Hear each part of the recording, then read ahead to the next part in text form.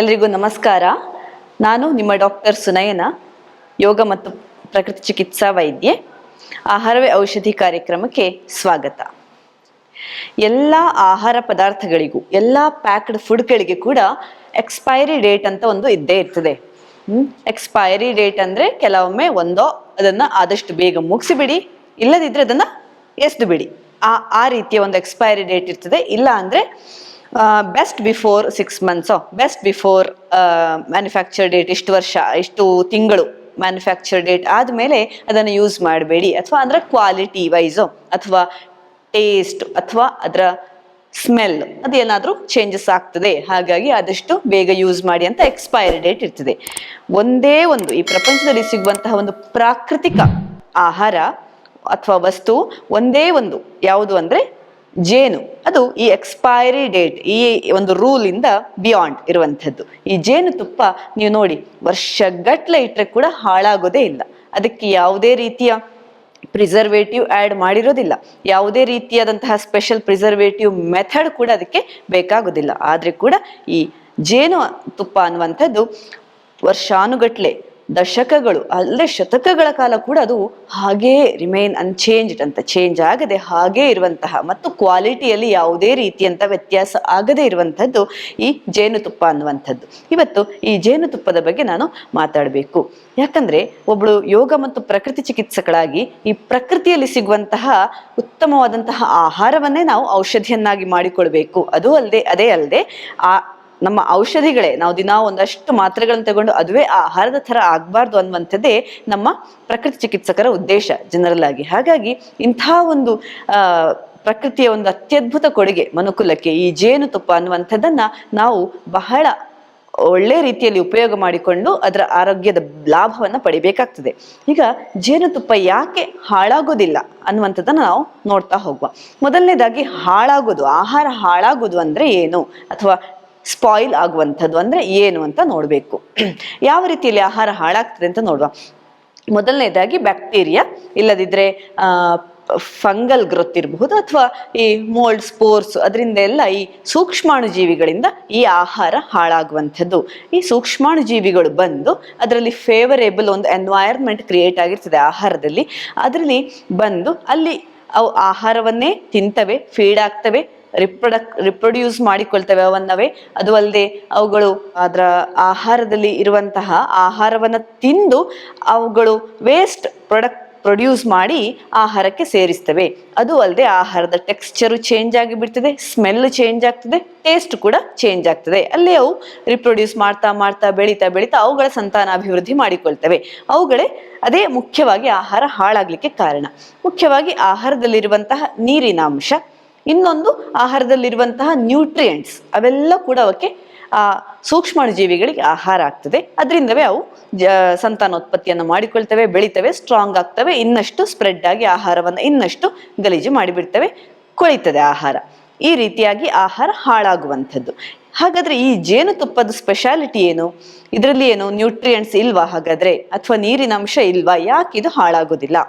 ಮುಖ್ಯವಾಗಿ ಅದು exactly opposite. Nutrients ತುಂಬಾ ಇರ್ತದೆ ಅದರಲ್ಲಿ, ಹೈಯೆಸ್ಟ್ ಇರುವಂಥದ್ದೇ ಗ್ಲುಕೋಸ್, ಅದರಲ್ಲಿ ಸಕ್ಕರೆಯ ಅಂಶ. ಹಾಗಾಗಿ ಈ ಸಕ್ಕರೆಯ ಅಂಶ ಇದ್ರೆ ಕೂಡ ಅದರಲ್ಲಿ ನೀರಿನ ಅಂಶ ಜಸ್ಟ್ ಒಂದು 17-18% ಮಾತ್ರ. ನೀರಿನ ಅಂಶ ಕಡಿಮೆ ಇದ್ದಾಗ ಅಲ್ಲಿ ಬ್ಯಾಕ್ಟೀರಿಯಲ್ ಗ್ರೋತ್ ಅಥವಾ ಯಾವುದೇ ಸೂಕ್ಷ್ಮಾಣು ಜೀವಿಗಳಲ್ಲಿ ಬೆಳಿಲಿಕ್ಕೆ ಸಾಧ್ಯ ಇಲ್ಲ. ಬಂದ್ರೆ ಕೂಡ ಅವೆಲ್ಲಾದ್ರೂ ಬಂದು ಅಟ್ಯಾಕ್ ಮಾಡ್ಲಿಕ್ಕೆ ನೋಡಿದ್ರೆ ಕೂಡ ಜೇನುತುಪ್ಪದಲ್ಲಿ ಅದರಲ್ಲಿರುವ ನೀರಿನ ಅಂಶ ಬಹಳ ಕಡಿಮೆ ಇರೋದ್ರಿಂದ ಆ ಬ್ಯಾಕ್ಟೀರಿಯಾ ಅಥವಾ ಅದರ ಜೀವಕೋಶಗಳೇನಾಗ್ತವೆ, ಅವುಗಳು ಡಿಹೈಡ್ರೇಟ್ ಆಗಿಬಿಡ್ತವೆ, ಡಿಹೈಡ್ರೇಟ್ ಆಗಿ ಸತ್ತು ಹೋಗಿಬಿಡ್ತವೆ. ಹಾಗಾಗಿ ಬೆಳೀಲಿಕ್ಕೆ ಸಾಧ್ಯ ಇಲ್ಲ, ಅಲ್ಲಿ ನೀರಿನ ಅಂಶ ಕಡಿಮೆ ಇದೆ. ಇನ್ನು ನ್ಯೂಟ್ರಿಯೆಂಟ್ಸ್ ಹೈ ಇರ್ತವೆ, ಅದರಲ್ಲಿರುವಂತಹ ಶುಗರ್ ಇರ್ತದೆ, ಆದ್ರೆ ಆ ಶುಗರ್ನ ಜೊತೆಗೆ ಈ ನೀರಿನ ಅಂಶ ಅಷ್ಟು ಟೈಟ್ ಆಗಿ ಬಾಂಡ್ ಆಗಿ ಬಿಡ್ತವೆ. ಇಂಥ ಮೈಕ್ರೋಬ್ಸ್ ಯಾವುದು ಕೂಡ ಬೆಳಿಲಿಕ್ಕೆ ಅಲ್ಲಿ ಬಿಡೋದಿಲ್ಲ. ಇನ್ನು ಅದರಲ್ಲಿರುವಂತಹ ಒಂದು ಆಸಿಡ್, ಈ ಜೇನುತುಪ್ಪ ಅನ್ನುವಂಥದ್ದು ಹೈಲಿ ಅಸಿಡಿಕ್ ಅಂತ ಹೇಳ್ತಾರೆ. ಆಸಿಡ್ ಅಂದ್ರೆ ನಮ್ಮ ದೇಹಕ್ಕೆ ಬೇಕಾಗಿರುವಂತಹ ಆಸಿಡ್. ಆಸಿಡಿಕ್ ಅಂದ್ರೆ ಅಸಿಡಿಟಿ ಇರೋರು ಅದನ್ನು ತಿನ್ನಬಾರ್ದು, ಆ ರೀತಿ ಏನಿಲ್ಲ. ಅದರಲ್ಲಿರುವಂತಹ ಗ್ಲುಕೋನಿಕ್ ಆಸಿಡ್ ಅನ್ನುವಂತಹ ಅಂಶ ಕೂಡ ಅದರಲ್ಲಿ ಒಂದು ಏನು ಇಮ್ಯುನಿಟಿ ಕ್ರಿಯೇಟ್ ಮಾಡಿಬಿಡ್ತದೆ, ಅಂದ್ರೆ ಸೂಕ್ಷ್ಮಾಣು ಜೀವಿಗಳು ಬರದ ಹಾಗೆ ತಡಿತವೆ.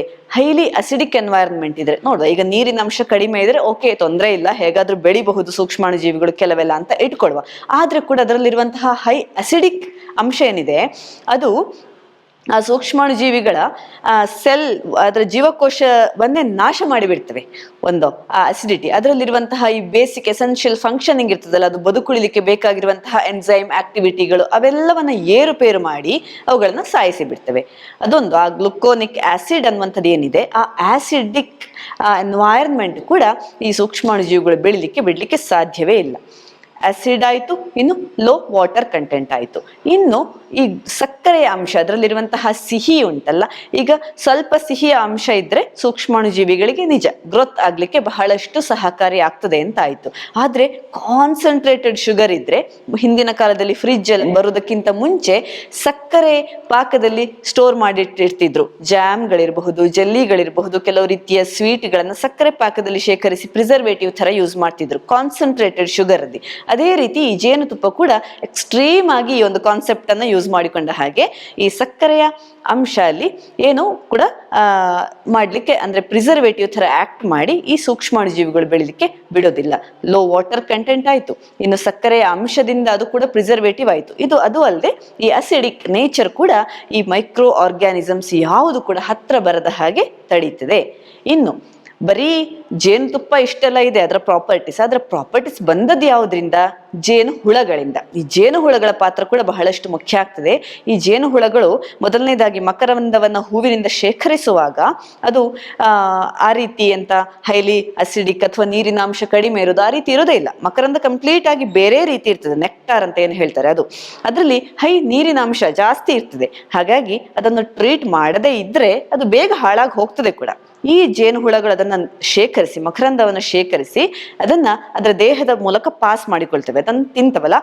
ಆವಾಗ ಅದರ ಒಳಗಿರುವಂತಹ ಗ್ಲುಕೋಸ್ ಆಕ್ಸಿಡೇಸ್ ಅನ್ನುವಂತಹ ಎನ್ಸೈಮ್ ಅದಲ್ಲಿ ಕೆಲಸ ಮಾಡ್ತದೆ ಈ ಮಕರಂದವನ್ನ. ಆಮೇಲೆ ಅದು ಜೇನು ಗೂಡಿಗೆ ಅದನ್ನ ತಿಂದ ಮಕರಂದವನ್ನ ಹೊರಗೆ ಹಾಕ್ತವಲ್ಲ, ವಾಂತಿ ಮಾಡ್ತವಲ್ಲ, ಅದರ ಒಳಗೆ ಗ್ಲುಕೋಸ್ ಮತ್ತೆ ಆಕ್ಸಿಜನ್ ಜೊತೆಗೆ ಈ ಒಂದು ಮಕರಂದ ರಿಯಾಕ್ಟ್ ಆಗಿ ಅಲ್ಲಿ ಎರಡು ರೀತಿಯಾದಂತಹ ಸಬ್ಸ್ಟೆನ್ಸ್ ಅನ್ನ ಪ್ರೊಡ್ಯೂಸ್ ಮಾಡ್ತದೆ. ಒಂದು ಗ್ಲುಕೋನಿಕ್ ಆಸಿಡ್, ನಾನು ಆಗ ಹೇಳಿದ ಹಾಗೆ ಅಸಿಡಿಕ್ ಎನ್ವೈರನ್ಮೆಂಟ್ ಕ್ರಿಯೇಟ್ ಮಾಡ್ಲಿಕ್ಕೋಸ್ಕರ ಇರುವಂತಹ ಗ್ಲುಕೋನಿಕ್ ಆಸಿಡ್. ಇನ್ನೊಂದು ಹೈಡ್ರೋಜನ್ ಪೆರಾಕ್ಸೈಡ್ ಅನ್ನುವಂಥದ್ದು. ಈ ಹೈಡ್ರೋಜನ್ ಪೆರಾಕ್ಸೈಡ್ ಈ ಮೈಲ್ಡ್ ಆಗಿ ಆಂಟಿಸೆಪ್ಟಿಕ್ ನೇಚರ್ ಅನ್ನ ಕ್ರಿಯೇಟ್ ಮಾಡ್ತದೆ. ಅದರಲ್ಲಿ ಈ ಆಂಟಿಸೆಪ್ಟಿಕ್ ನೇಚರ್ ಮತ್ತೆ ಅಸಿಡಿಕ್ ಎನ್ವೈರನ್ಮೆಂಟ್ ಇದು ಎರಡೂ ಕೂಡ ಪ್ರಿಸರ್ವೇಟಿವ್ ಆಗಿ ಕೆಲಸ ಮಾಡ್ತದೆ, ನ್ಯಾಚುರಲ್ ಪ್ರಿಸರ್ವೇಟಿವ್ ಆಗಿ. ಇನ್ನು ಅದರಲ್ಲಿರುವಂತಹ ಇನ್ನಷ್ಟು ಎಕ್ಸೆಸ್ ನೀರಿನ ಅಂಶ ಇದ್ರೆ ಈ ಜೇನು ಹುಳಗಳು ಅವುಗಳ ರೆಕ್ಕೆಗಳಿಂದ ಫ್ಯಾನ್ ತರ ಆಕ್ಟ್ ಮಾಡಿ ಅದನ್ನೆಲ್ಲ ಡ್ರೈ ಮಾಡಿ ಬಿಡ್ತವೆ. ಇನ್ನಷ್ಟು ಕಾನ್ಸಂಟ್ರೇಟ್ ಆಗಿ ಬಿಡ್ತದೆ ಸಕ್ಕರೆಯ ಅಂಶ, ಅಂದ್ರೆ ಸಿಹಿಯ ಅಂಶ ಇನ್ನಷ್ಟು ಕಾನ್ಸಂಟ್ರೇಟೆಡ್ ಆಗಿ ಆ ಜೇನು ಗೂಡಿನ ಒಳಗೆ ಶೇಖರ ಆಗಿ ಅದರ ಮೇಲೆ ವ್ಯಾಕ್ಸ್ ಅಥವಾ ಈ ಜೇನು ಮೇಣ ಇದೆಯಲ್ಲ ಅದರಲ್ಲಿ ಕವರ್ ಮಾಡಿ ಏರ್ ಟೈಟ್ ಮಾಡಿದ್ರೆ ಅದರ ನಂತರ ಈ ಜೇನು ಸುರಕ್ಷಿತವಾಗಿರ್ತದೆ ಒಳಗಡೆ. ಇನ್ನು ಆಮೇಲೆ ಅದು ಹಾಳಾಗುವ ಪ್ರಮೇಯವೇ ಇಲ್ಲ. ಆ ರೀತಿ ಅಷ್ಟೆಲ್ಲ ಕೆಲಸ ಆಗ್ತದೆ ಅಲ್ಲಿ. ಹಾಗಾಗಿ ಈ ಜೇನು ಅನ್ನುವಂಥದ್ದು ಪ್ರಕೃತಿ ಕೊಟ್ಟಂತಹ ಅತ್ಯದ್ಭುತ ವರದಾನ.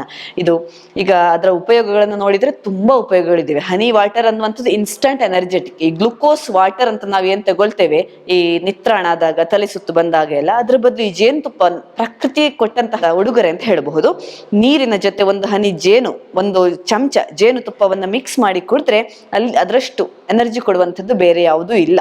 ಅದು ತುಂಬಾ ಎನರ್ಜೆಟಿಕ್, ಸಣ್ಣ ಮಕ್ಕಳಿಂದ ಹಿಡಿದು ಎಲ್ಲರಿಗೂ ಕೊಡಬಹುದು. ಇನ್ನು ಎಕ್ಸ್ಪೆಕ್ಟೋರೆಂಟ್ ಅಂತ ಹೇಳ್ತಾರೆ, ಕಫವನ್ನ ಹೊರಗೆ ಹಾಕುವಂಥದ್ದಕ್ಕೆ ಈ ಜೇನುತುಪ್ಪ ಬಹಳಷ್ಟು ಸಹಕಾರಿ ಆಗ್ತದೆ.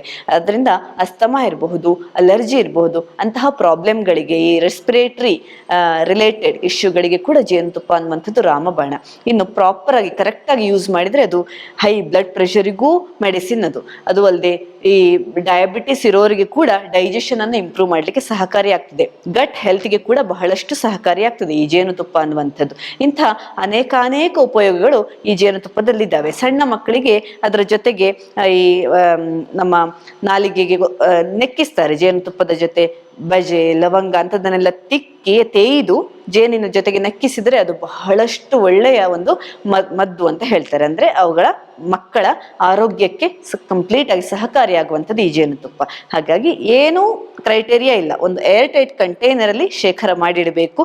ಮತ್ತೆ ಹೈ ಆಗಿ ಜಾಸ್ತಿ ಬಿಸಿ ಮಾಡಬಾರ್ದು. ಜೇನುತುಪ್ಪವನ್ನು ಬಿಸಿ ಮಾಡಿದ್ರೆ ಅಲ್ಲಿ ಕೆಮಿಕಲಿ ಅಲ್ಲಿ ಅದರ ಸ್ಟ್ರಕ್ಚರ್ ಚೇಂಜ್ ಆದ್ರೆ ಅದು ಹಾಳಾಗ್ತದೆ. ಹಾಗಾಗಿ ಅದನ್ನು ಬಿಸಿ ಮಾಡದೆ ಅದನ್ನು ನ್ಯೂಟ್ರಲ್ ಎನ್ವೈರನ್ಮೆಂಟ್ ಅಲ್ಲಿ ಶೇಖರಿಸಿಟ್ರೆ ಅದು ವರ್ಷಗಟ್ಲೆ ಶೇಖರ ಆಗಿ ನಿಮ್ಮ ಆರೋಗ್ಯಕ್ಕೆ ಬಹಳಷ್ಟು ಪೂರಕ ಆಗ್ತದೆ. ಹಳೇದಾದ ಹಾಗೆ ಅದೇನು ಸ್ವಲ್ಪ ಸ್ಮೆಲ್ ಚೇಂಜ್ ಆಗಬಹುದು, ಥಿಕ್ ಆಗ್ತಾ ಬರಬಹುದು, ಕಲರ್ ಚೇಂಜ್ ಆಗ್ಬಹುದು, ಅಷ್ಟೇ ಬಿಟ್ರೆ ಅದರ ಆರೋಗ್ಯ, ಅದರ ಔಷಧಿ ಒಂದು ಇಂಪ್ಯಾಕ್ಟ್ ಇದೆ ಅದು ಮಾತ್ರ ಕಡಿಮೆ ಆಗ್ಲಿಕ್ಕೆ ಸಾಧ್ಯವೇ ಇಲ್ಲ ಅಂತ ಹೇಳ್ತಾ ನನ್ನ ಮಾತುಗಳನ್ನ ಮುಗಿಸ್ತೇನೆ. ಧನ್ಯವಾದ.